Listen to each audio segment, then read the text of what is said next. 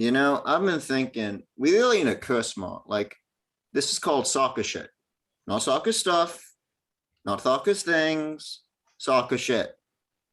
So let's fucking curse. Why the fuck would we do that?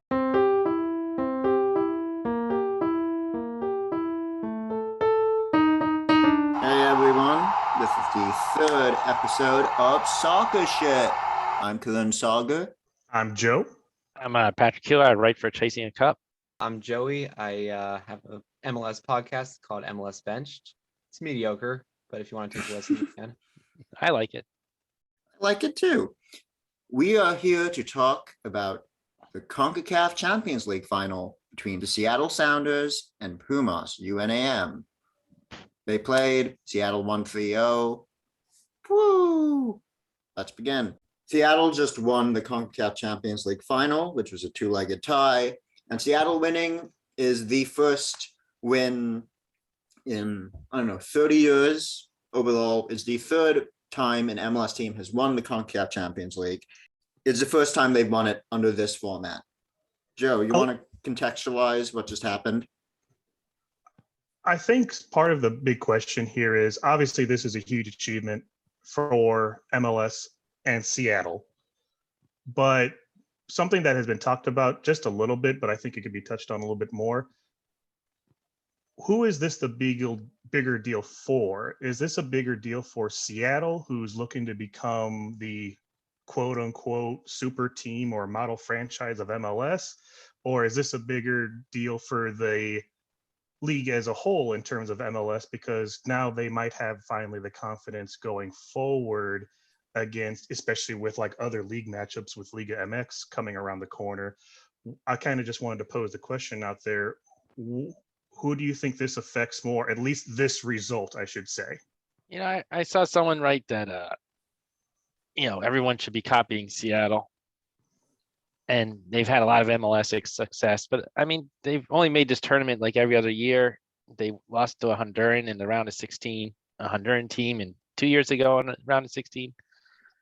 And this was the year. If MLS was ever going to win this thing, this was the year. There was no really strong Mexican teams in the tournament, so they got it done. But and they've been one of the best MLS teams. And half the problem is that MLS doesn't actually send their best teams every year. But, I don't know what you can take from this one tournament. It's just good to break your nut, kill your duck, whatever they say. So once you've done it once, it's going to be easier to do it again. But, it's a big achievement because it's the first time, but it was totally set up for MLS to win this year. They're actually kind of unlucky. They're kind of unlucky that they got an all MLS semifinal, or it could have been an all MLS final, really. Yeah. I've never heard kill your duck as I mixed my metaphors there. It's what is it? It's like break your duck. I think it's a cricket term. Huh. What's a duck in cricket? I have no idea. I mean, I feel like as an Indian, I should know this, but it might be cricket. It might be rugby. I think it's like your first score at a game or something. You break your duck. I don't know. Joey, I'll look it up. What are your thoughts on? I think if we're just gonna kind of go like who it's bigger for, right? I think for Seattle, it's less like game changing and more of a validation of what we already knew, that this team has done all the right things, built the roster all the right ways, and it's coming to fruition, just not on a league level, but on a confederation level, which is obviously important to see. And really the next and I guess final step at this point, if, not, mentioning the Club World Cup, which I mean, anything, a final, a win somehow in the Club World Cup would be obviously the most magical thing. But removing the Club World Cup, Seattle's kind of gotten to the height of where they can go, and surprising nobody, I think, in the process. I think when we're talking about like what's actually game changing, like narrative, I guess, driving, I think this is bigger for MLS as a whole, because bigger signings, more global attention has been attracted to the MLS. And so using this as a catalyst for potentially bigger things, global things, this is bigger for that, because I don't think Liga MX is necessarily dropping in their level. They're just kind of stagnating, which wouldn't be the worst thing if MLS wasn't improving in leaps and bounds like it's been doing. So I think this says more about MLS as a whole. And, Pumas aren't the best team in Liga MX. They are 11, I believe they were 11th place entering the repechaje. I think they're playing right now, actually. Yeah. And I think this says less about Liga MX and where it does directly compare to MLS, as more so like even the best team in MLS 5-10 years ago, this wouldn't have been possible. This would have been a miracle. And for Seattle to be the heavy favorite going into the first leg, or not going into the first leg, but going into the entire tie, coming out of that first leg, still being that heavy favorite, and then finishing the job at home just as we thought they should have. I think that just says more about MLS. Is like, it's a league that's up and coming, and it's a league that on its given day can compete with, even the giants of Liga MX, much less, a team that's 11th place. It's also worth noting so I think in term it's the Equipo Grandes in Liga MX. The Equipo Grandes of this tournament was Cruz Azul, who Seattle didn't play. America is the ultimate team. It's the biggest team in Mexico. They weren't in it. Monterrey weren't in it. So really what Mexican soccer fans are saying is that we didn't send out our best teams, and Which I would. Sorry, go ahead. They're saying they didn't send our best teams, and that if America, Monterrey, Cruz Azul, all 4 of these teams pulled up, that the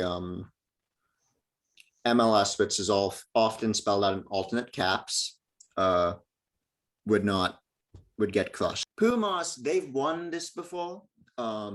They are getting memed to hell and back on the Liga MX subreddit.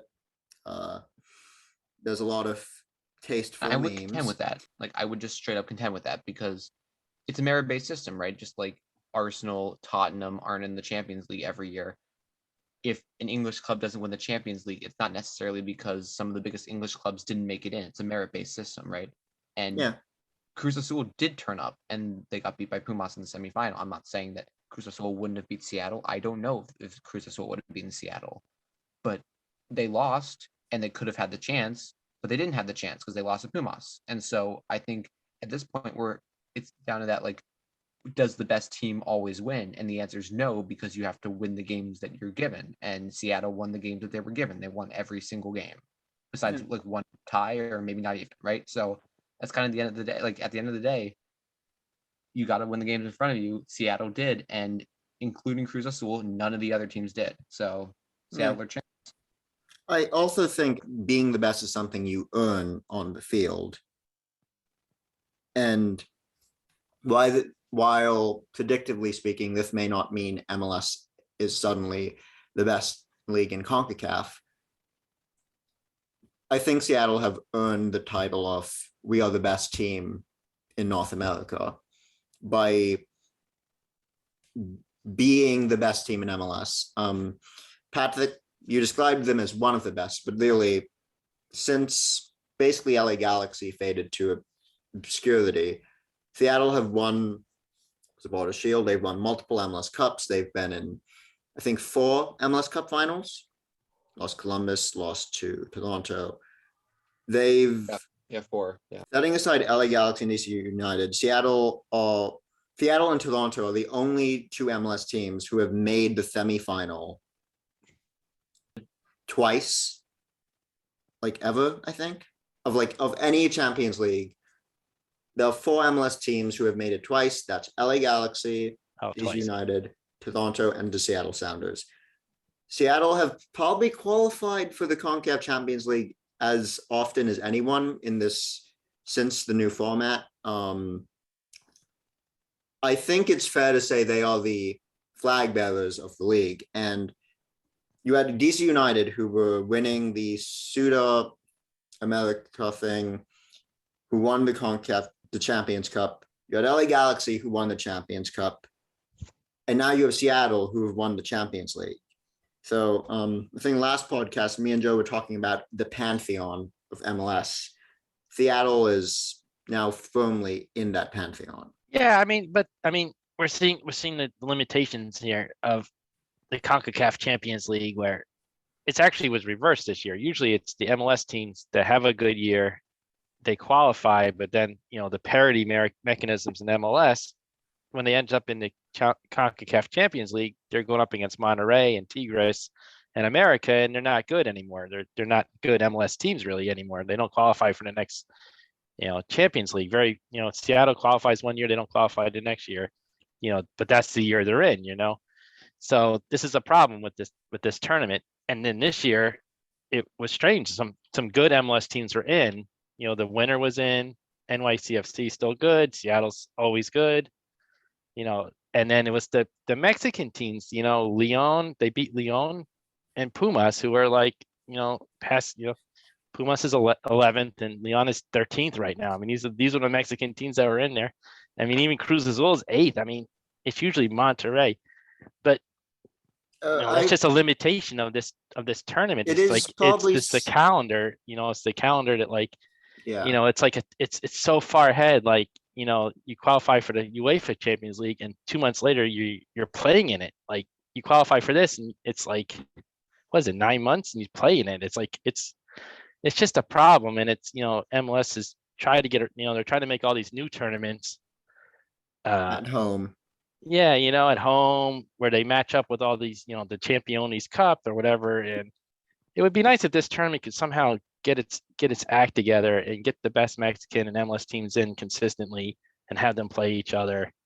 And maybe it'll get that way. I mean, it's been a process. It was, you know, when Toronto made the final, you know, they went up against a Tigres team that completely rotated for the away leg. Like it was the way the big Mexican teams would play. They wouldn't play their stars on the road in MLS. They didn't need to. They would always beat them at home.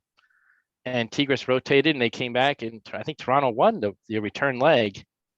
And you know, Toronto the next won the year, home leg. did they? Okay. And then you know, the next year, all the big Mexican teams, they didn't rotate and they won. And now here we are, an MLS team has won. So it's been the whole thing. So it's been a process in this tournament. And it's just the calendar makes it a little goofy. And COVID has also made it a little goofy because, you know, I think one of these years we're going to get the best teams maybe next year.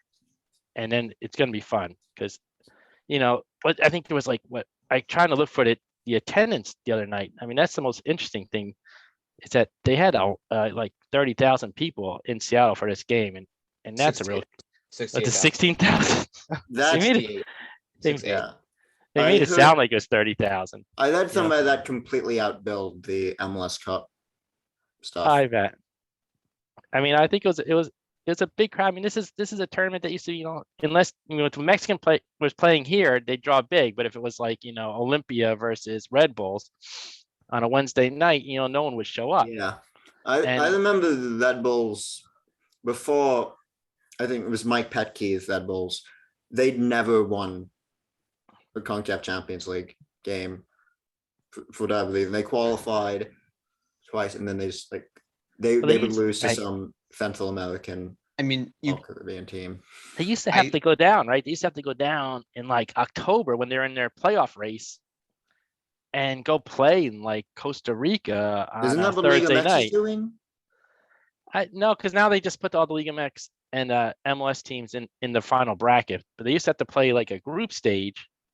And the MLS teams like Liga MX was just about to have the playoffs go, and before the final, Pumas won a game that got them into the playoffs. Yeah, I mean, this is another problem with the calendar, directly you know? before. Dineno got 2 goals the weekend before this second leg, and they are currently 1-1 at halftime versus Chivas. at Chivas. So that's an interesting game. Well, and right, and that brings up the other thing. You watch this game. I mean, Seattle dominated the game. It wasn't even. I mean, Pumas might have hit them on the counter if they hit them at all. It was like it was. They say this whole thing was flipped. It was like the best MLS teams are in, the worst Mexican teams are in, and then the MLS teams just look better than the Mexican teams. And, in every game I watched. Montreal did pretty well against Cruz Azul. Yeah, I mean, I think one MLS team kind of New England went down there. And I don't know what they did, but NYCFC looked good against in their games. I mean, Seattle dominated this game. It was like I mean, I didn't think Pumas looked even like a good team. Like they couldn't string 3 passes. They had some good. It was like like I said, it's like a mirror. It's like they had some decent like Brazilian forwards. They get the ball up there, maybe they could dribble somebody and create something, but it wasn't like they were passing around. There was an Ole chance. It wasn't like 35 passing move Mexican team versus an American team. It was like the American team just dominating, like the U.S. has been dominating Mexico in the last couple of games. I want to touch on a few things. You mentioned the teams making it again. I do want to bring up that there was a point, I think first or second round, where in the Liga MX table, I believe it was Monterrey second to last, America last, and they actually had I think Monterrey beat America in a game between the 2 last place teams in Liga MX. Now both those teams are in the repechaje for the Clausura, and Monterrey just lost penalties the other night, so they're done. They lost to San Luis, didn't they? Yeah. That was a huge upset. Big upset. That was, and then America are in. They're safe. They're in the second round already.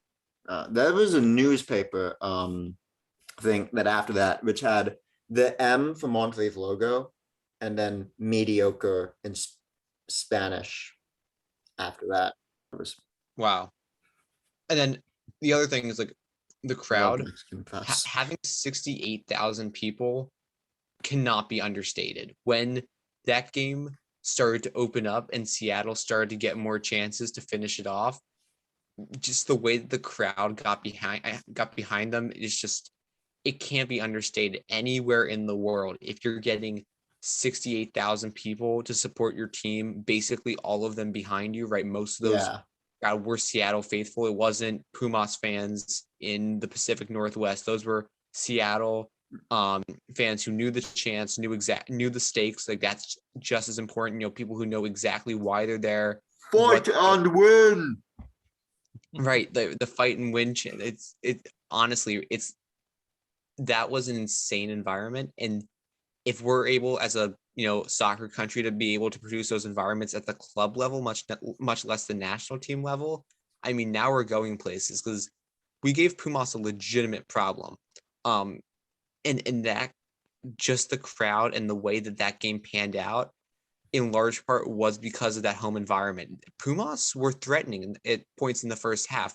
I'd say honestly more threatening than they were at home in the first leg, but Seattle was able to, stave that off. Stephen Fry made that save in the second half. And from that point on, it was basically the crowd behind Seattle, starting to, defend in that deep block. Nothing got through, and then hitting on the counter. And then it the dam broke with like 10 minutes to go.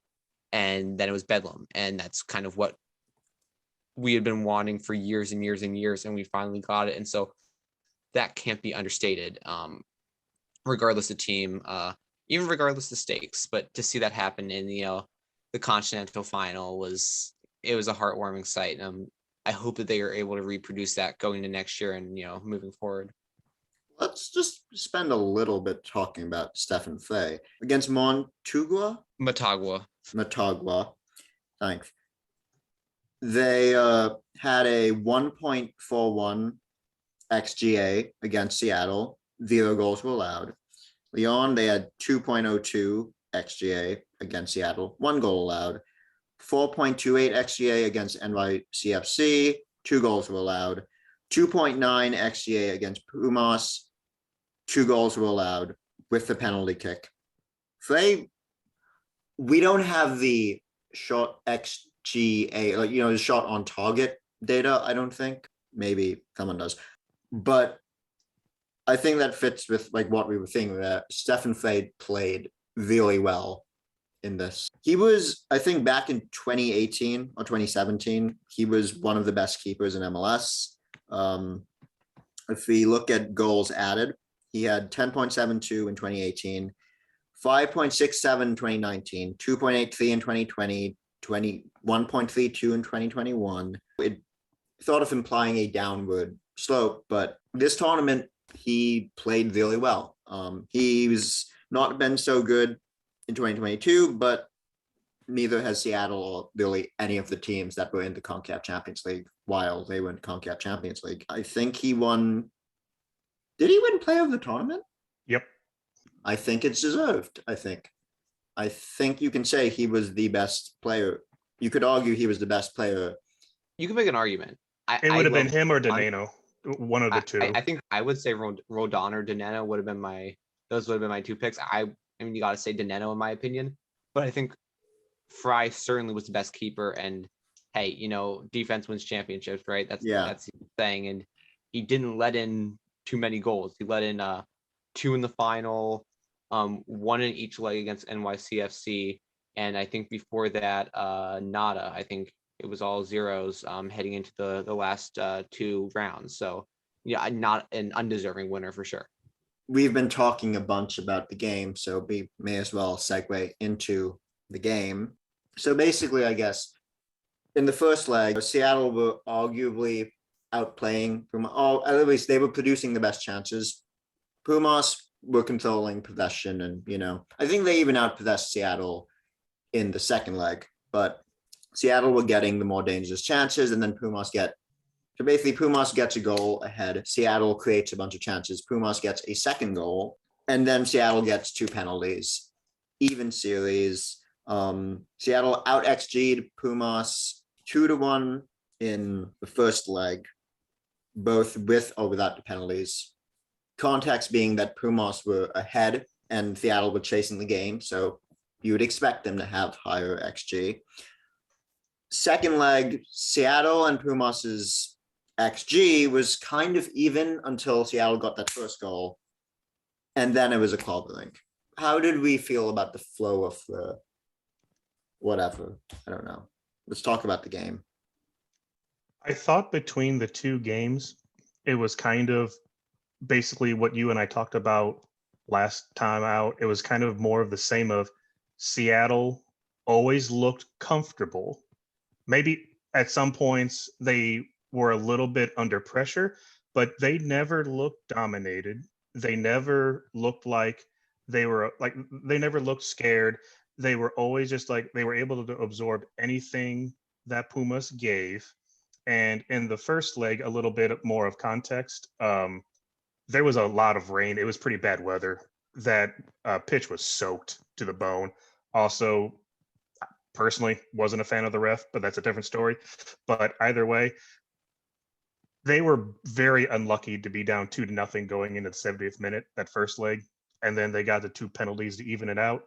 And then, honestly, the only reason why I think the game lasted as long as it did in the second leg is because they lost 2 absolutely key starters in I think within the first 20 minutes in Paulo and Nuhu. Yeah. Both of them went out with Paulo's gone. Paulo has, I think he's unfortunately, he's gone for a while, but I don't think Seattle's going to complain too much. I mean, they got a championship out of it, but basically Pumas looked most dangerous right after Paulo left. And they had about a good 10-15 minutes where they controlled the tempo. They had the possession. And while they didn't get any great shot during that time, they looked more the threatening. But then after like the 40th minute, especially after that goal by Rui Diaz, which a lot of the Mexican media is saying how lucky that was. Even if that didn't go in, it was going to be called a handball by the ref. So Maybe. And also, it was a pretty good shot anyway. So I don't know how you can take that much credit away from him anyway. But I would stop short of dominant, but I would absolutely say in both legs, Seattle looked comfortable and was never really troubled by Pumas, which if Mexico is going to be saying that, oh, we only had Pumas there, they're not that great of a team. Well, Seattle played like they were going against an inferior opponent. That's kind of also a talking point. They played as if they were quote unquote America or Monterrey going up against Pumas. I mean, they played as if they were on the same level as those players because Pumas never really was in a game, or I should say Pumas never really threatened to win either of those two legs other than the luck that they had in the first one. They did make a great save of an offside chance. I don't know. I think I counted like 3 big chances. There was that header in the first leg, which went in. There was that header in the second leg from O'Connor, I think. And then there was there's another header in the second half where Fry made once again another great save. But it was offside. No, the offside one was the one in the first half. The second half one was the crazy. Well, I mean, it wasn't a crazy save. It was a good save. What was more impressive about that was Fry was able to not just parry it, he was able to parry it away as opposed to just block it. He was able to parry a point blank header out of harm's way. That's what was the impressive part of it. Yeah. It wasn't as unbelievable as the first save. That was a crazy save. But like obviously the stakes in the second half, right? That would have made it the whole thing tied up, and that save was absolutely key. And Chivas just scored 2-1. They're up on Pumas. Sorry. Does anyone have a time? In the first leg, it was a pretty slow 20 minutes. There was Lodero got a pretty reasonable free kick from a corner where he almost couldn't stand because there was a puddle, and then there was a bunch of reporters right next to him off to the right side. But then Dineno drew the penalty as that was actually probably the best movement Pumas did both legs. And then he made that penalty. And then there was another chance by Seattle right before the half where I think it was actually Paulo who had like a shot from 6 yards out, but I think he skied it. That was really the chance of the first leg for me. The Rui Diaz chance was obviously it, but like the Paulo one, the significance of that going in the half, right, would have been massive. Yeah, that was that, and the Rui Diaz chance, which was a beautiful setup, and he, by all accounts, he should have scored that. Yeah. In terms of XG, definitely the second chance, but yeah. Sebastian Saucedo, who I believe is a dual nat. Yes, he is. Pulled up at the 63rd minute, replacing Guillermo. Then you have Washington Congolo replacing Diego. Then the first penalty, I believe, was a handball in the 77th minute. Yes. I believe it was Roldan who did a cross, and I can't remember the Mexican player, but he did a sliding block, but it hit his hand as he was sliding. And then that was called a penalty, and I believe it was Lodero that scored. Yep, on both penalties. And then in like the 91st minute, Roldan was just standing there and he got kicked in the back. Yeah, so another penalty was called, and Lodero scored that one too. There's been a lot of situations in this tournament where at the last second, the Mexican team finds a goal or they get a call that, changes complexion. So it's nice to see that flip a bit to CONCACAF, the opponent. Second leg. Saucedo doesn't even dress for the second leg. Like he's an American player. I mean, is he injured? Was that like? I heard a rumor of injury, but let me look it up. Because ours was like they blamed him for that penalty. They didn't even dress. I mean, their bench looked a little short. Like they only had 18 players dress, and they only made 2 subs in the game. Chasing. Say they still had 3 unused subs. Yeah. I mean, they're down. I don't know why that you're down 2 goals in the 80th minute, but that might have been because of you couldn't just sub willy-nilly. There is only certain periods where you could. I don't know if that had something to do with it, but still, you were still trailing all through the second half, and you didn't make anything. Yeah, they should have been. I mean, like I said, I'm just looking. You figure if one of them was a goaltender, they only had 6 outfield substitutes, and if 2 of those are defenders, maybe you just had nobody to put in. But I don't know why their bench is so short. I don't know why he's so saved in dress. This is, yeah, it's worth noting, before we get into the second leg, we were talking, Seattle has a bunch of MVP to just star level players, which is not usual for MLS sides. You have Luzak, Salt Lake's best player last season. You have MVP players in Odero, Rudias. yeah, Morris, who was at that level before his injury. You have Montero, who's been here and been Seattle's best player. Nuhu, who shut down Mane. I mean, helped shut down Mane. You have Stefan Frey, who was arguably the best keeper in MLS like 5 years ago.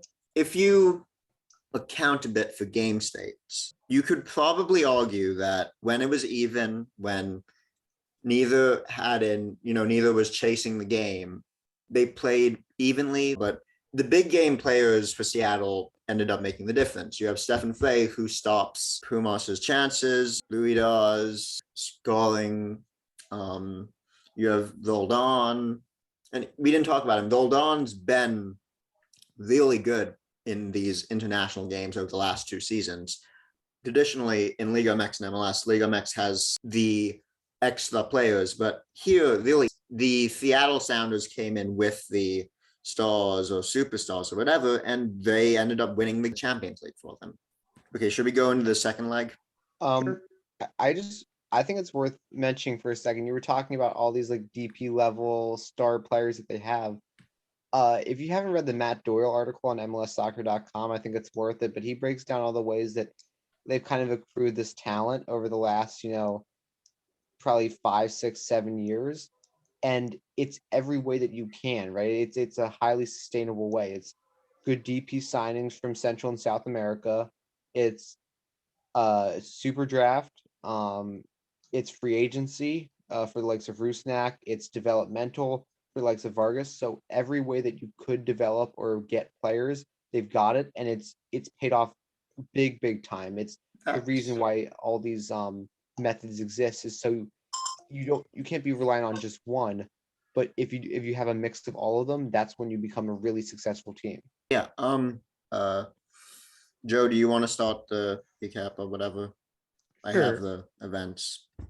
Say the second leg was, again, it was a little bit of a slower start, but regardless of what the game plans and everything was going to be, it got pretty quickly turned on its head because Nuhu got hit pretty hard. I believe it was Galindo. He basically did a slide tackle right into Nuhu's leg. About 5 minutes later, Nuhu had to be taken out. So then people were worried that would be like that would take him out of the World Cup, but ironically, that was probably the second least injury of the night, because then, now granted, Seattle still didn't look bad at that point, but then about 10 minutes later, Paulo comes up with I believe it was a hamstring pull. It was pretty much a non-contact play. And if you just looked at the replay, you just knew he was done. Considering he's literally the heart and soul in the middle for Seattle, that was where I think if you were a Seattle fan or just an MLS fan, watching the game and hoping some history was made, you'd just be like, oh no, is this happening again? It just kind of like the come on moment of the tournament for Seattle, where they haven't had hardly any issues at all. They've been the better team, and now just circumstances is going to get in their way. And as we touched on a little bit earlier, that was Pumas for the next 15 minutes or so. They controlled the tempo, they had the possession. Yeah. But the problem is they weren't able to create any clear-cut chances other than one that was offside. And even if it wasn't offside, Fry made the save. So Seattle have gotten pretty good at just, you have the ball, you can push the tempo, we're not going to break. Yep. I refer to it as bend, don't break defense, which as long as it doesn't break, who cares how much it sometimes looks like somebody might take shots on you. During that time, I think also the other best shot that they had was, I think there was a free kick in the first half as well, in a good position, but nothing came of it. But then after that 15 minutes or so, Seattle kind of got comfortable again. Vargas was holding his own in the midfield. You didn't see a major drop off, which credit to literally a 16-year-old kid. Good job, you. And then right before the half, Rui Diaz gets set up right in the middle, gets it up in a really dangerous spot, gets the shot off. It gets deflected, which as soon as it deflected, the ref did put his hands up as to signal that it would be called a handball, but because of deflection and the keeper was already going one way, he wasn't able to get back to it, and it goes into the goal. And all of a sudden, all the momentum going into the second half, it's all Seattle. Not that, I mean, it's only 1-0. Pumas is fully capable of coming back into it, That but was they're a going to have to do something different than the yeah, normal game plan that they had been doing up to that point in order to do so. that was a beautiful sequence. Just I think that was 10 passes. I think that was the second goal, was the 10 okay. passes. But I mean, I don't blame you for wanting to talk about that. That was absolutely gorgeous. Oh, but, you know, what's insane to me is about all these. There were a lot of passes to play where it's like, oh wow, he's going to lose the ball. Oh wow, he's going to lose the ball, and then they just don't. Like the players are like 2 feet away from each other. Green player, second green player, 2 feet away from each other, and just somehow it works. Like Well, something that I noticed during both legs was Pumas would, like a lot of Mexican teams, this is pretty standard. They want to try to switch fields. They want to go switch to left to right, wear you down, and break you down when they have possession. The problem was Seattle was pretty disciplined in terms of defense. Whenever they won a aerial duel and the ball would get into the midfield, there was no Pumas players. It was only Seattle in the midfield, and then they'd have 10 yards of space where they could do whatever the heck they wanted to with it. That was I mean, if somebody else I think might have seen that, they can maybe touch on that as well. But I saw time after time, Seattle wins the ball. They win the ball over. It's in the midfield, and there's open space in front of them. And then they try to get a quick counter, basically like a long ball to Morris or a Roldan or somebody that's streaking down. And Morris was beating, to his credit, Morris was actually making very dangerous runs, especially in this all second leg. He was making the dangerous runs. Just the service, it wasn't getting to him. He had but to his credit, he did have his guys beat. The ball just wasn't getting to him until I believe it was the 80th minute, where I don't know how many passes it did, but for sure it went from Christian Roldan to Alex Roldan to Morris, and then it was to Lodero, and then to Rui Diaz. All pass, one touch, one touch, one touch, one touch, one touch. And it was gorgeous. It was beautiful. And basically, it was that moment where Seattle just like, we are better than you. This game is over.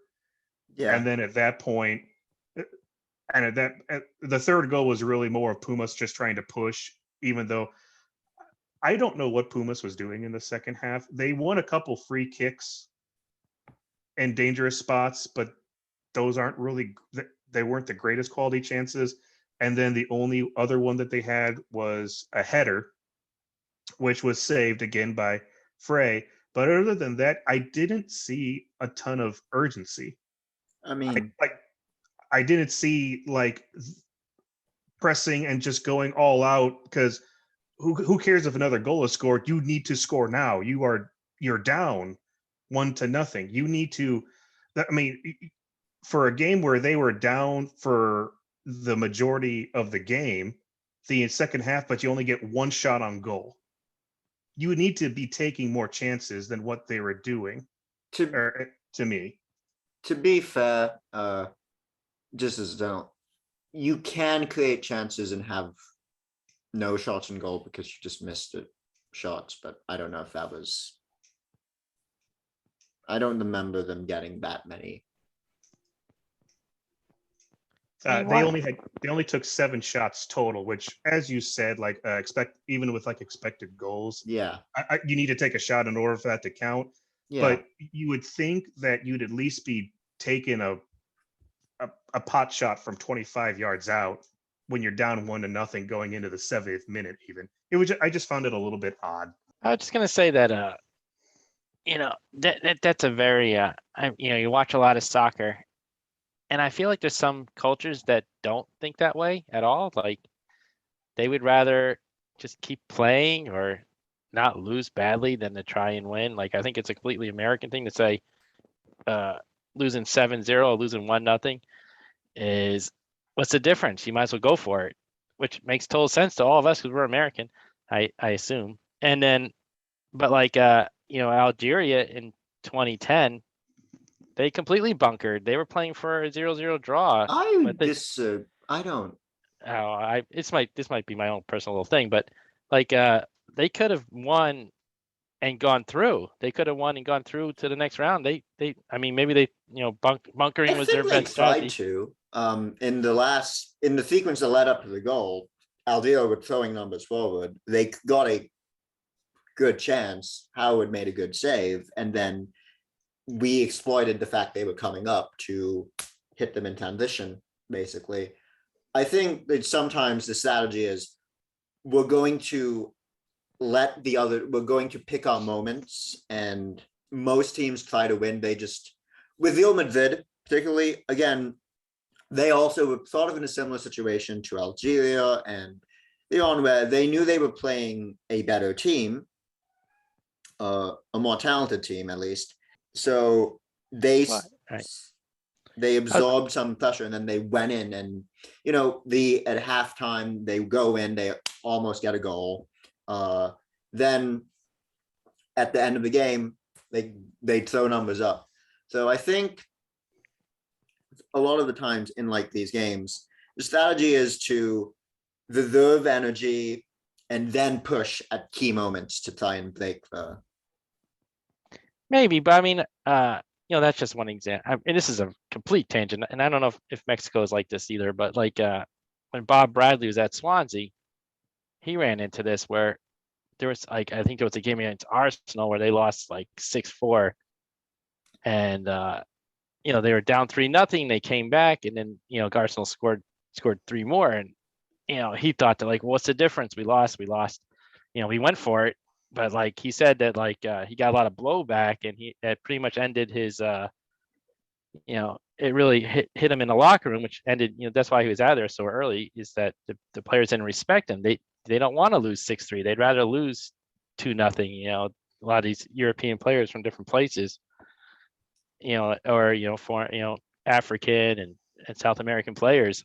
I'm just not sure that even in the tournament final, like I think they will stick to their game plan until the end. And they did CL did score a couple late right off, bang bang, and then it was over. And then of course you push forward maybe, but they didn't really substitute or do anything. I don't know.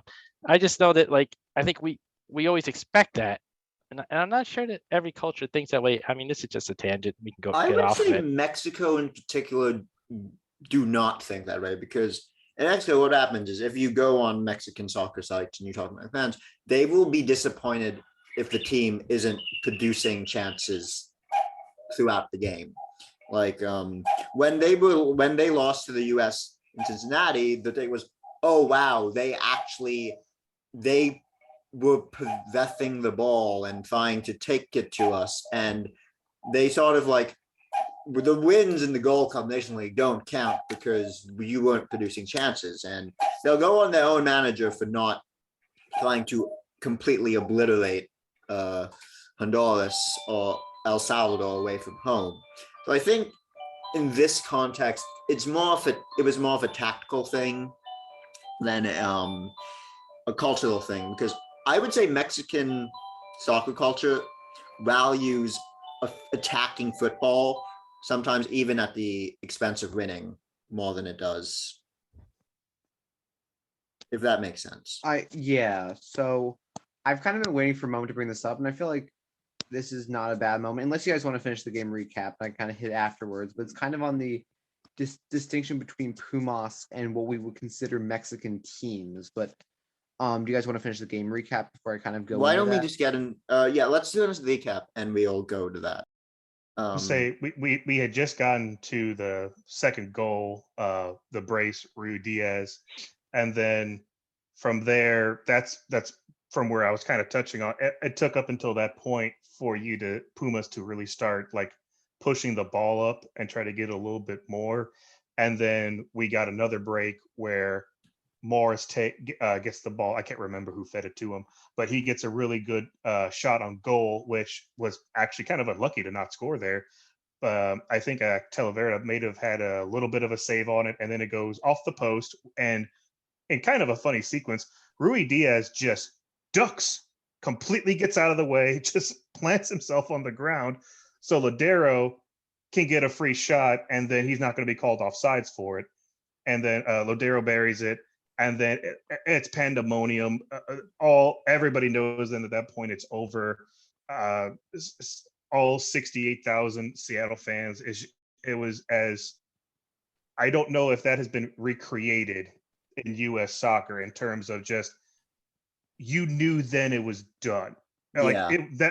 That was basic. You might as well blew the game in the 80th minute. That was be the honest. DOS Ocello. That was the Right. That goal, which always comes for some reason. It's Right. completely. I mean, so that was basically would I say that the game played out to be where Seattle won 3-0 deserved? I would probably say no, but Seattle absolutely deserved to win the game.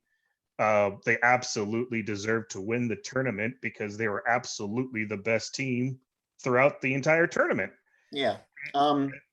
Let's go to JO's point. Yeah. So I think if you guys, and I'm not super versed in this, so but also there's not a ton of this stuff available in like English language, and I'm not very proficient in Spanish. But if you follow kind of, English and American Mexican crossover shows such as Football Americas, I've seen that a couple times. yeah, recently Pumas has hit a financial hardship. They do not have the budget of big teams, period, in Mexico. Any of the big teams that we were talking about earlier, Tigres, Chivas, Cruz Azul, America, they do not have the budget of any of those teams. This team is thrown together by low wage players. Saucedo, right, from RSL, young player at the time, right? We're not talking about any of the big boys in Mexican soccer. A lot of young signings, a lot of academy signings. Yeah. They don't have money. And so this team was always punching above their weight and are still punching above their weight in basically any game that they will play in, at least from the money aspect, because they just don't have money. They can't buy big players.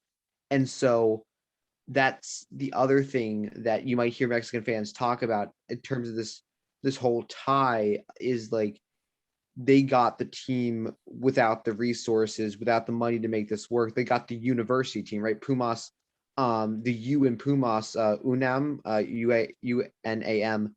It stands for, I think it's like Universitario, or something like that, which means university, right? This is a university team.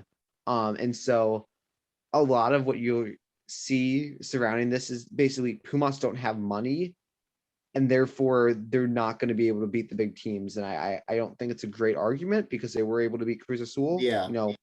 But that is an argument, and that is an interesting point about Pumas that I don't think is brought up all the time. Is like this is a team that This is an underdog. fought Basically. extremely valiantly throughout this entire process and continues to. I can touch on that a little bit. I watched a good bit of ESPN Deportes the last couple of days, also through that, and then just did a little bit of digging into, I guess, historically into Liga MX also as well. Pumas is actually part of what is quote unquote the big four of Mexican football. It's America, Chivas, Azul, and then Pumas. Those are basically considered to be the most popular / successful sides historically. Pumas only fairly recently has been coming upon those money problems. Yeah. And I think it's been like a decade since they really won something. Yeah, Tigres has supposedly taken their spot. Right. But kind of touching on something, I think it was Patrick that mentioned this earlier with the we'll say the more quality level teams like Monterrey now, even though Cruz Azul was in this tournament, but then also basically Club America. Part of the problem in terms of whether or not they make the Champions League is also how they qualify, which to those that aren't familiar with Liga MX's It's a 6-game. Season game. structure. Well, they technically have 2 seasons every year, 17 games and then 17 games. Basically an opening, I think it's called an apertura, and then a clausura, a closing. So basically, as long as you're good over a 17 game sample size, you get in the Champions League. And then kind of, I believe actually going into next year, depending on how they do the qualifying, I don't know if that's been set in stone, but America won the Apertura for this last season. So assumably that should be your big name going into this next club season. But also this has been a bad year for all, like Monterrey, not good. America into the opening, I think it was, or the season before, not too good. Tigres has just touched upon before. Tigres has really been a lot better, and also Atlas has doing pretty well as well. But the Atlas won, didn't they? They got second. No, Atlas won at the Apertura. Yeah. I got Club America. Playoffs. It's based off the final. There's a playoff setting after the Apertura and after Clausura, and Atlas won their first title in I think 30 years. I'm making up. It was a long time. Can I, Joe? Do you mind if I just expand just for a half second? I'll throw it back to you. Yeah, sure. Go ahead. So essentially, they've 18 teams. It's a high point of contention. There was at one point, but there is no longer, at least for the moment, pro rel. So the 18 teams in Liga MX are locked in kind of the way it is. The top 12 teams go to the playoffs. 5 through 12 goes through like a first round. And the top 4 teams automatically advance to the second round. And then they just kind of play bracket style, go to a final. Obviously, you mentioned about the Clausura Apertura, and the way that Liga MX and the Mexican Federation sets up their qualifying for the CONCACAF Champions League is the winner and runner-up of the Apertura and the Clausura go to the CCL. So the winner after the playoffs, which is how they determine the playoff structure, Atlas won the Apertura, and Leon was second. So those 2 teams will be in next year. And so right now we're just kind of waiting on those other 2 teams from the Clausura, which is going on right now. Monterrey, as we mentioned, already out. So at least we know one of the kind of bigger teams won't be in it. That's kind of all I got. No, that's Thanks okay. for that. Yeah. That's my apologies on that. I misread that. I thought it was the top 2 in the standings, not the actual result in the playoffs on that particular opening or closing. So, but still good to know. But that still kind of leads into the point that I was going to make here was people a lot of the Mexican media when I was watching was also talking about how there was a particular one on ESPN Deportes where the actually Hercules Gomez was a guest speaker on there, where a lot of the Mexican pundits were talking about how while they were in the same breath, they were saying that Pumas was the inferior team to Seattle in this particular case, and they actually were giving some credit where it was due to Seattle.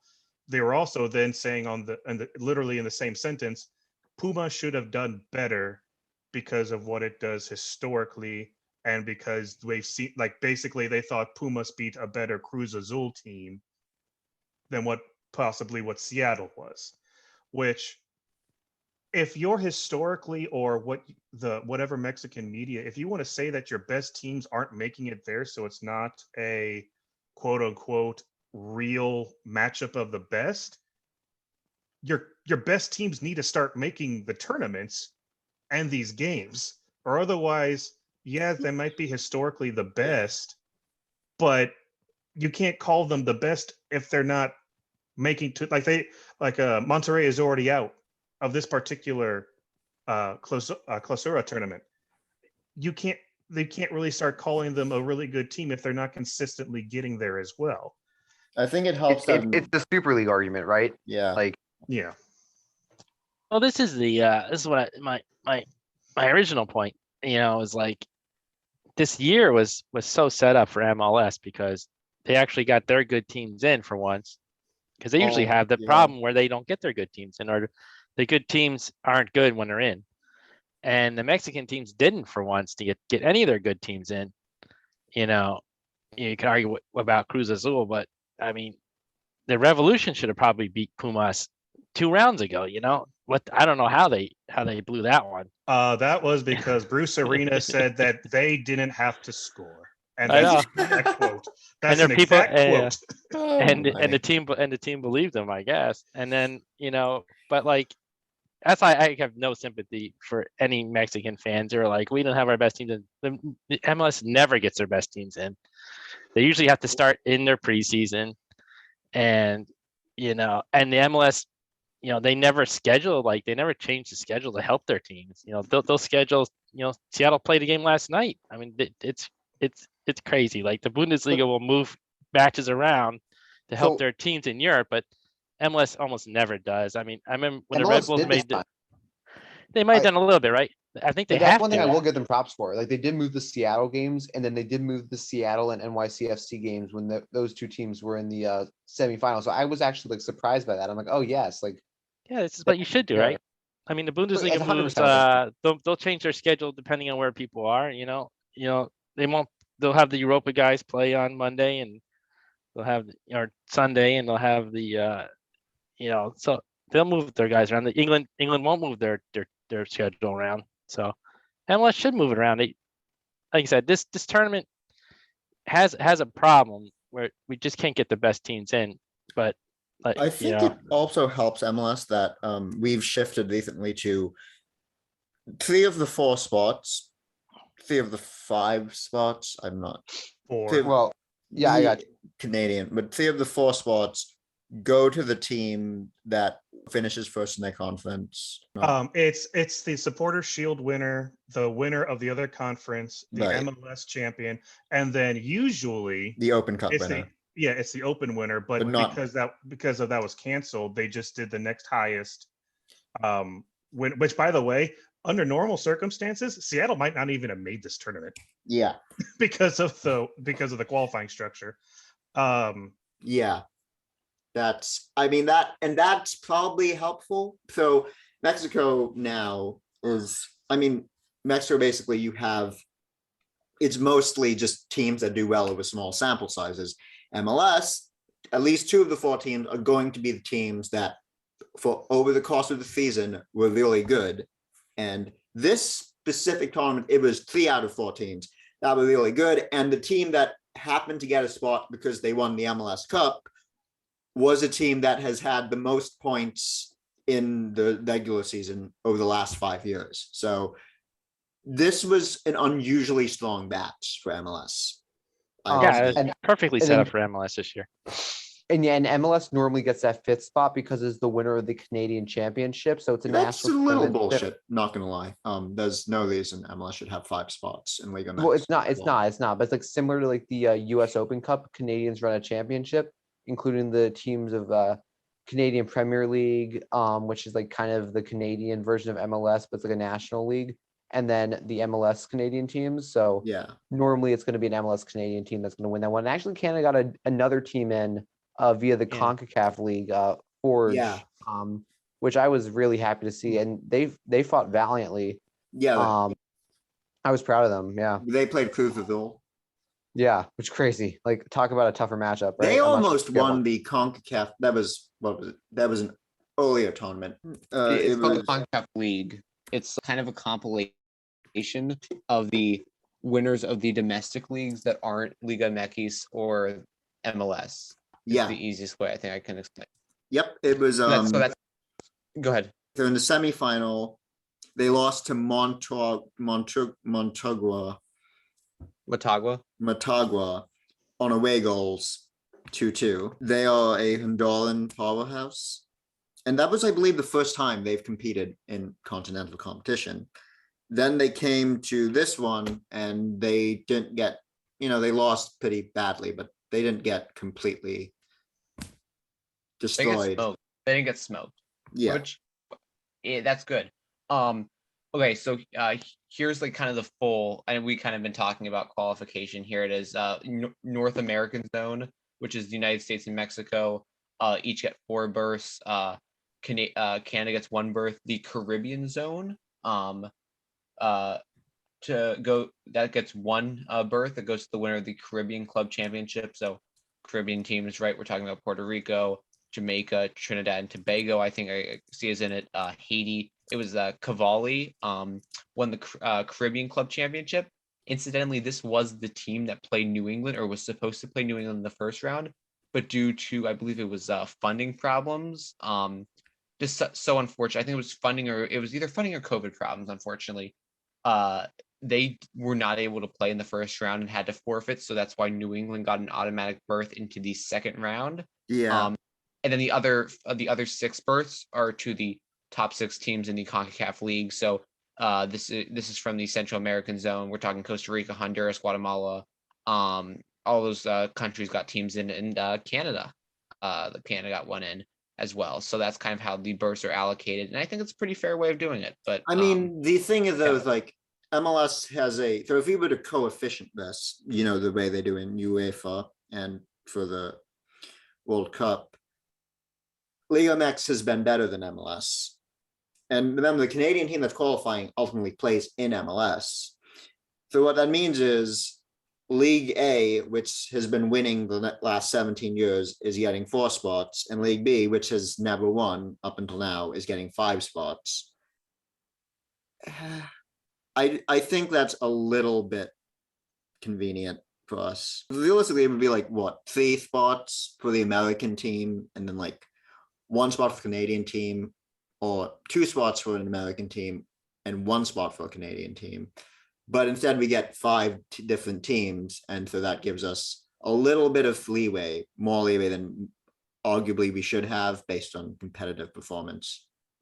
Well, to push back a little bit on that, I don't think this tournament is necessary. I mean, I understand that it's the Champions League, quote unquote, but kind of like you mentioned with the World Cup, if you were just going by, let's just say, FIFA ranking, there'd be several teams that like CONCACAF wouldn't get 3 or 3.5 slots, like Costa Rica probably wouldn't be getting there. If you were just trying to get the best nation in North America, if that was your true goal for like 10 years ago, I don't know how insulting it would be to say you might not have even wanted to have an MLS club in there, or no more than like 2, because of how wide the discrepancy was back then. But like if you're looking for a legitimate region versus region versus region, you need to sacrifice a little bit of maybe because 10 years ago the 5th best team in Liga MX is probably one of the top 2 teams in MLS. I'm not going to argue with that too much, but then you don't get the representation from anywhere, and then they're probably just kicked out, and then it's basically another Liga MX tournament. So basically it's kind of, what is your goal for the tournament on top of trying to provide a champion of the region? You need to have representation from the region. I have no issue with the way it's set up.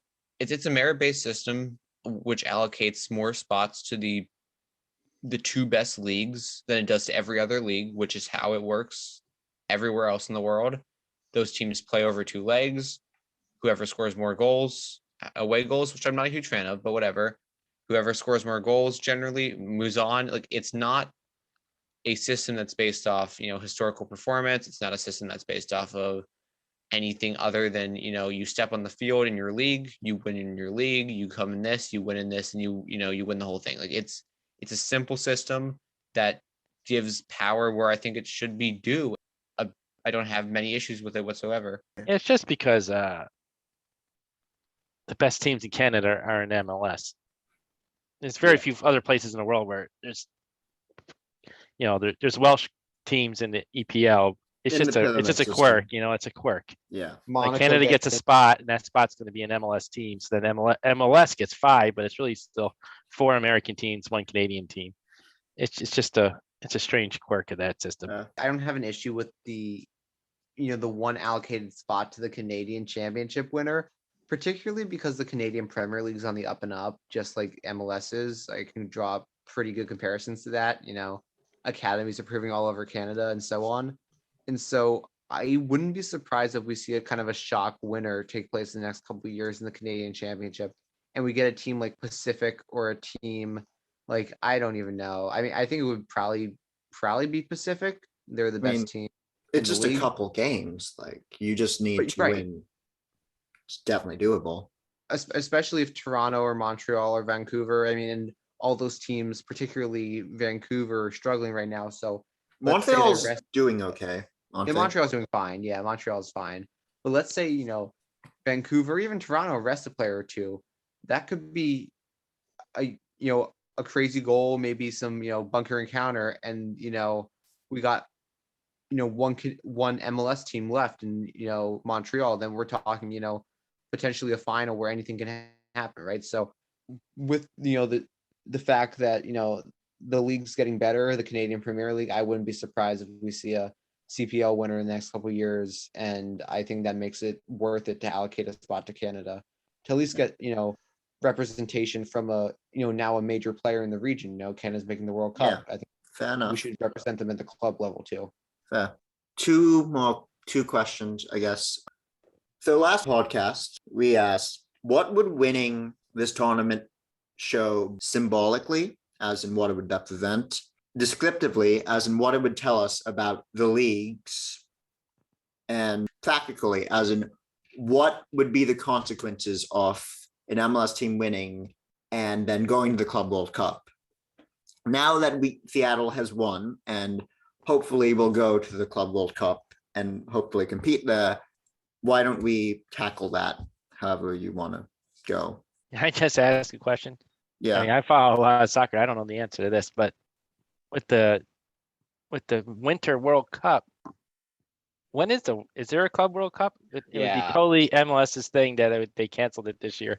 That'd That be too- happened yeah, last so- time. Yeah, so I saw I was worried about this for a half second too. I think the day after Seattle won, it did come out that FIFA is planning to host the Club World Cup. It will be in the previous format. It will be in the United Arab Emirates. So the winner of the UAE Why is it League, always hosted in? I don't know, man. I do not know. Money. Kickbacks. Yeah, okay, well, true. But yeah, the winner of the UAE League, the 7 continental winners, right? That works. Something like that. That's good. Yeah, we're talking Oceania, we're talking Asia, Europe, Africa, North America, South America, and I think I'm missing, but anyways, you get the drift. But 8 teams in the UAE sometime in early 2023. And yes, they did caveat that Seattle will be included in the tournament. So at least we can breathe a sigh of relief that MLS will be represented at some point. Just don't know exactly when that is. Cool. Right in the middle of their off season. So I guess that starts us with the practical conversation. Then what potentially happens because Seattle won? Like, does this influence change? Does going to the Club World Cup offer a massive opportunity for viewership, reputation? I don't know, scouts come, maybe sign Obedi Wagas. That is not how you pronounce his name. They signed the 16-year-old academy kid, and suddenly he's in Liverpool or some shit. I don't know. But like, That's I guess I'll start. I don't think it changes anything, and that's probably not a super popular thing to say, and that's fine. Like I don't really care. I think the one thing to say is simply, should something change for MLS? The answer is absolutely not. We've come leaps and bounds in the last 10 years or so since this competition really became a thing in its present form. Why should we change what we're doing? We're only getting better. We're only producing more young players. Nothing should change. I don't understand why. Maybe besides a few roster rules, but I'm still fine with the general format for the time being. I do I'm think I'm teams. fine with that. Go on. Sorry, I do think teams might copy Seattle. I guess. I mean, if they weren't already copying Seattle. I mean, I agree with that. I think there's only so much that you can copy Seattle because it's a reproducible way to do it, but so many teams are already doing it. Just like they haven't hit on their DPs, and Seattle has. So in that way, it's kind of a crapshoot. And like if you just hit on your DPs, right? If Rui Diaz and Ladero weren't on the field, Seattle's not winning this thing, and that can be directly correlated to them getting 2 signings right, and that's hard to do. It's hard to get signings right, even if they should work, they just don't always work. So that's one thing for that. I think for what does it change for the league as a whole in terms of how it's perceived? Probably not much yet. But if Seattle balls out, like here's a few things. If Seattle balls out, yes, people will see the league as more legitimate. If we're able to, reproduce the success in the next 5 years, maybe get 3 MLS clubs in the Club World Cup. Obviously, it's going to expand in 2024, so we'll see how that takes place. But let's say we're able to get more MLS clubs highlighted, at least in the Club World Cup in whatever form it'll be. Yeah. Also helps the league, right?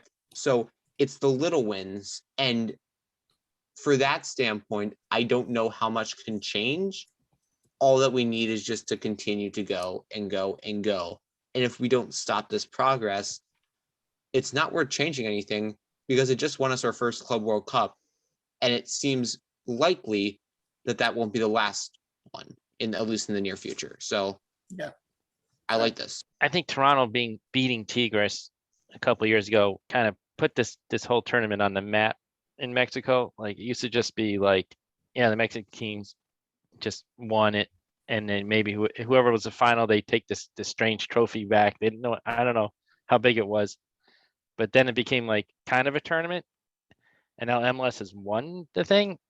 Like I said, it was set up for them. Like Seattle is the better team between them and Pumas. Probably New England was the better team between them and Pumas. So was Cruz Azul. I mean, that's what happens in tournaments. You beat who you beat, but like, transfer market is not at all accurate. But when you have levels of magnitude, like Pumas is a $30 million rated team on transfer market, Seattle's 50 million, and Club America is 75 million.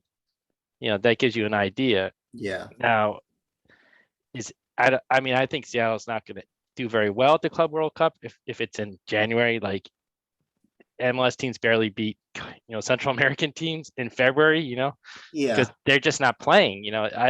It could be actually kind of embarrassing. I mean, just the fact they're going to be there. They're also going to be playing super clubs. Like we think about Liga MX as having these big teams, but the teams we're playing, they've just nearly monopolized that league.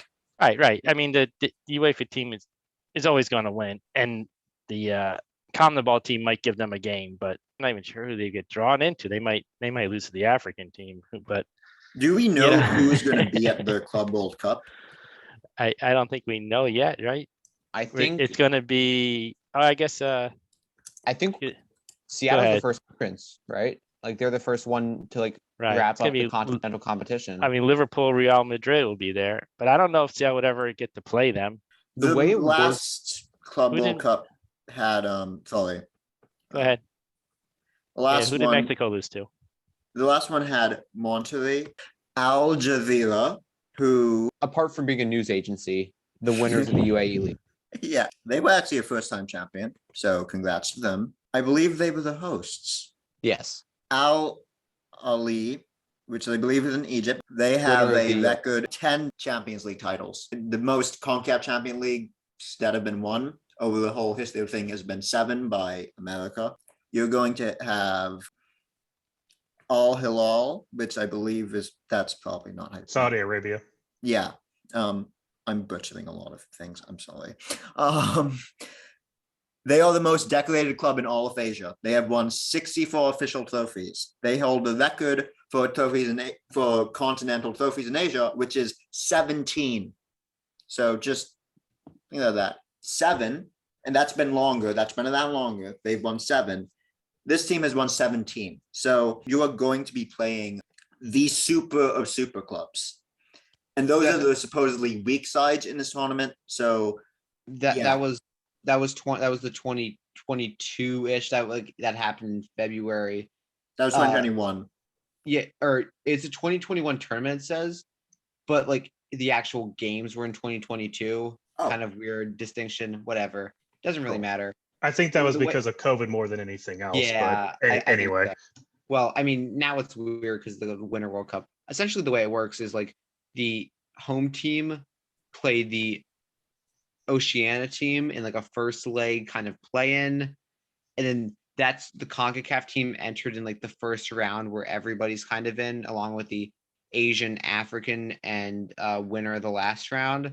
And then Palmeiras, which was the South American winner, and Chelsea from Europe were entered in the semifinal stage. So that those teams have like 2 games and then they win the tournament. So Right. it's like Seattle would have to win 2 games to get to either the South American team or the UEFA team.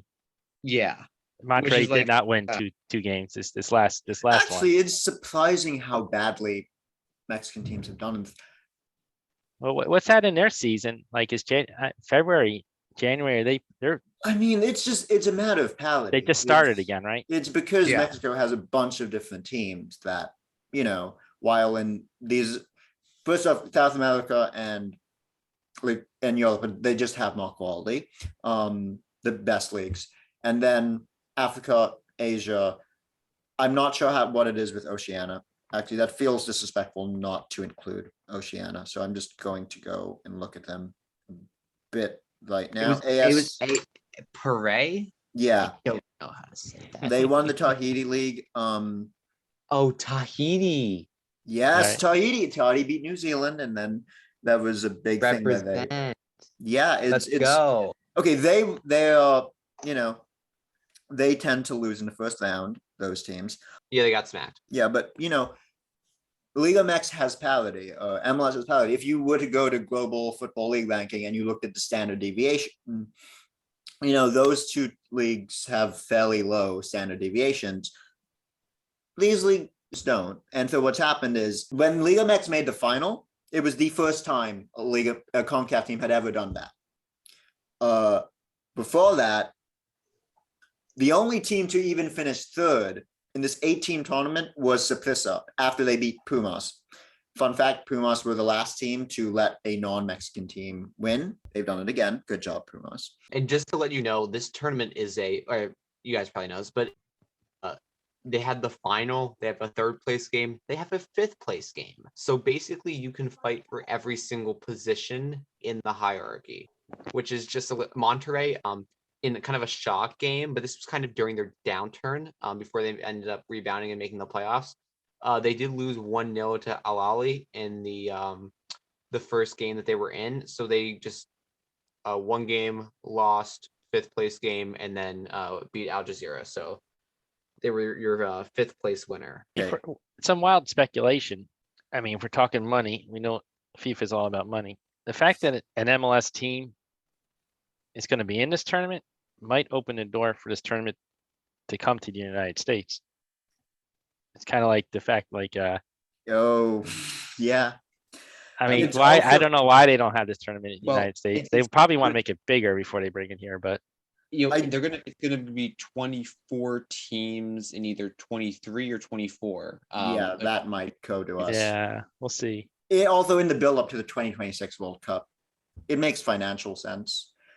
Also, I do wonder if MLS is going to do some extra stuff to make sure that Seattle is prepared for teams that are probably better than most CONCACAF Champions League winners.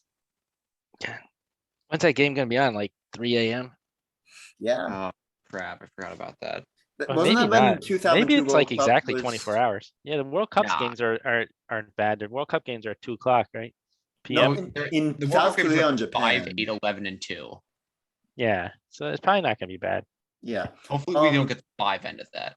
Okay, let's move on to descriptively.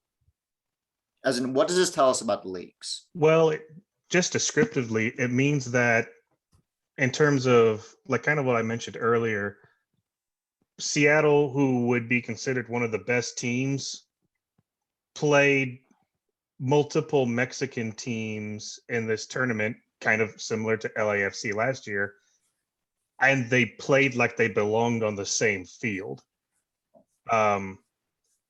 So you're kind of seeing where from top to bottom, Liga MX is still better, but you're starting to see where it's not MLS is going into on the road to Mexico and just holding on for dear life, even though we did see that with the Revs, but that was just stupid tactics. But with Seattle, they went in to Mexico City, as hostile as a territory as you could possibly do, and they weren't outplayed. If anything, they were the better team. Now, we've done a little bit of talking with Liga MX and how there's anywhere between another 3 to 4 teams that if they had made this tournament, they could have maybe told a different story, like America. What's going to be really important is if MLS creates something kind of similar, because right now, you have Seattle. They can hold their own with anybody in North America. I think Toronto usually and NYCFC. Well, like maybe. let's just say this year, I would say like you would have NYC, New England? LAFC. I don't know. Well, they've had some injuries. Obviously, them. If they Like had for a full example, lineup. if they had Turner during the Champions League, they beat Pumas. In my opinion, I don't think they lose 3-0 on the road there. Also, like LAFC is looking really good. I'll throw LA Galaxy actually in there. They seem to maybe making a I little bit don't of a know about comeback. that. They would be at the bottom rung. Let them I'm just make the throwing them. playoffs first. Oh, I would be very surprised if this year they blow it. I'll just leave it at that. But as you said, they have to make it first.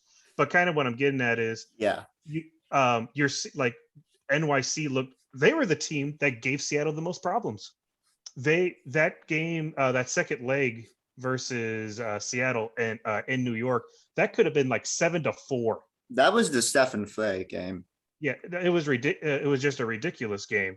But the thing is, we need to make sure that MLS keeps bumping up a couple more of their teams, because let's just say Seattle doesn't make it next Yeah. year for whatever reason. You need to make sure you bring somebody. They don't have to win every year. That I don't want that. Shouldn't make that the expectation, because that's going to be completely unreasonable. But we need to make it to where no matter what year it is or what kind of parity there is, It's competitive. yes, there's going to be at least one MLS team that is going to be favored, or one of the quick favorites to win. That doesn't mean that they're going to. That doesn't mean that there's not going to be a potential better Mexican team in the squad. But you need to make sure that somebody else joins Seattle with that mantle. Or otherwise, this might not mean anything. Yeah. Right, and that's the problem with this year being like definitive, is that there were no good Mexican teams. Yeah, in it. you could have argued the It's a four problem. best. My bad. Oh, go ahead. Yeah, the 4 best teams in the competition were probably MLS teams. I mean, when this tournament started, everyone said it. This is the year. This is the year. And I did look it up. So You a couldn't duck, have picked. right? A duck in cricket is a scoreless inning. So if Yeah, you have a string of scoreless innings and you score a run, you break your duck. So That's like that's what it. so it's like it's a success after a string of failures. So Oh, okay. So Well, you did get it right. Well, good job to you. thank you. I don't even know cricket, but yeah.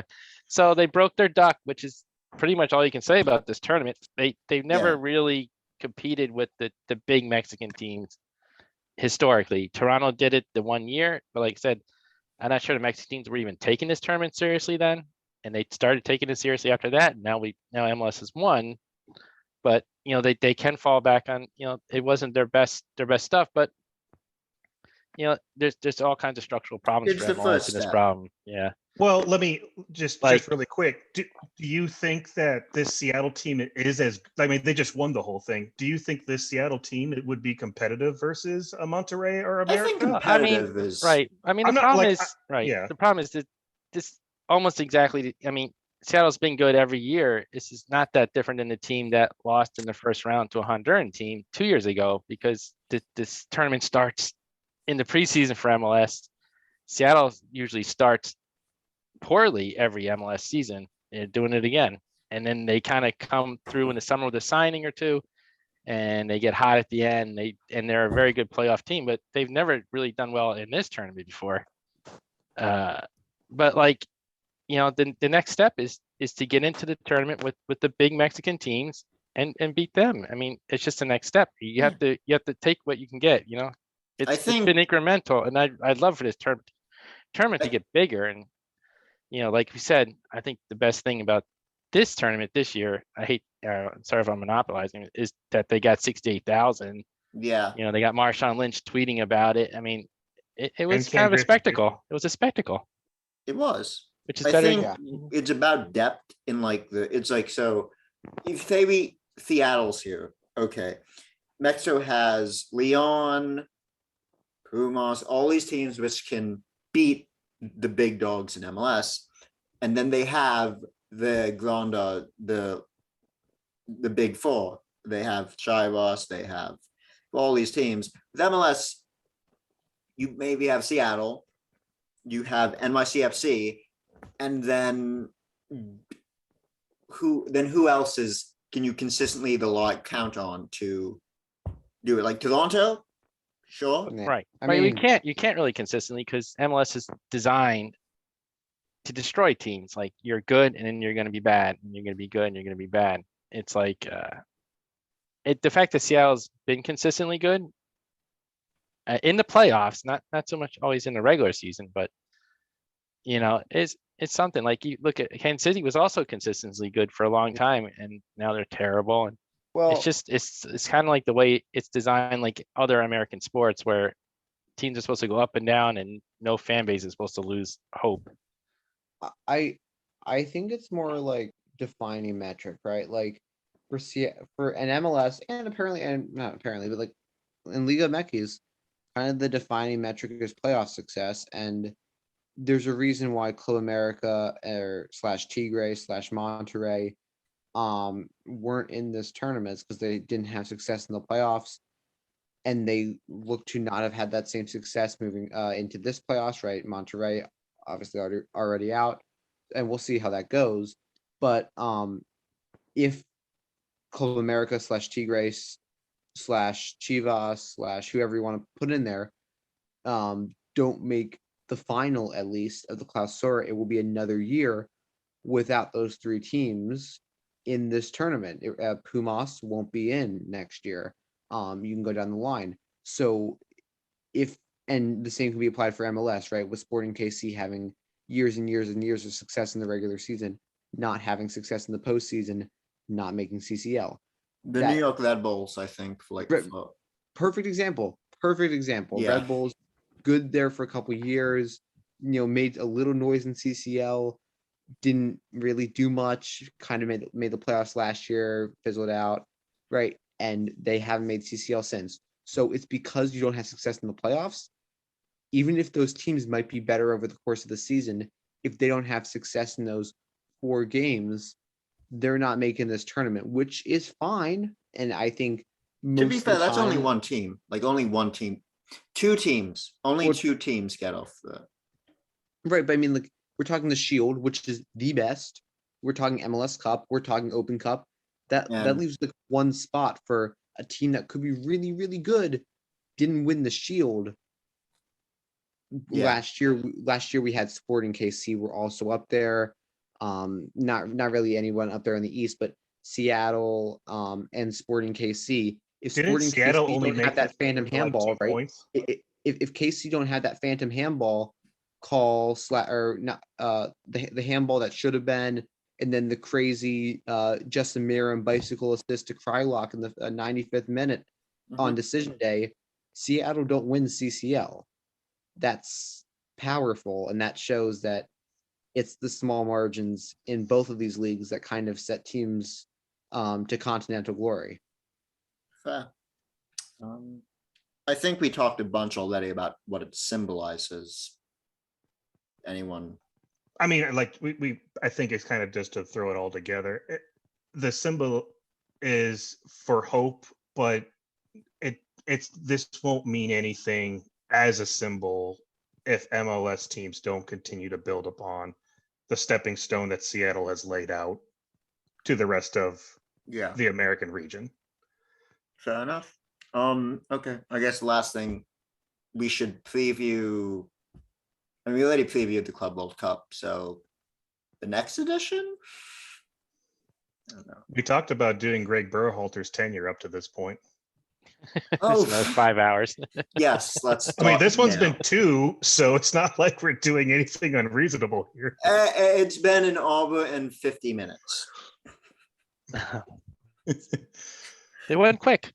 Yeah, really good podcast. I mean, we had to talk about 2 games and repercussions of both of them. So Yeah. On a global scale. yeah. Yeah, and now I just have to edit it for like 20 hours.